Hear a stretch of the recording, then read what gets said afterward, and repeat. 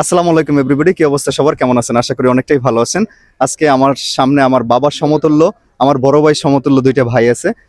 তারা মাদ্রাসার টিচার নাকি? জি জি যাক, তাহলে আপনারা ভালো আছেন তো? জি, আলহামদুলিল্লাহ। যাক, আসলে এটা হচ্ছে আমার ক্যামেরা। যদি আপনাদের ভিডিও আপলোড দিয়ে কোনো সমস্যা আছে, মানে একটা প্রশ্ন বা ধাঁধা জিজ্ঞেস করতাম আপনাদের। আচ্ছা, আমাদের প্রশ্নটা হচ্ছে এমন, আমাদের জন্মদাত্রী মা, যে গর্ভ ধারণ করে মা, তাকে তো আমরা সবাই ভালোবাসি। ওই মা শব্দটা দিয়ে ইসলামিক যদি 5টা নাম বলতে পারেন, তাহলে আপনাদের জন্য একটা গিফট থাকবে। মা থাকবে, প্রত্যেকটা শব্দের আগে মা থাকবে।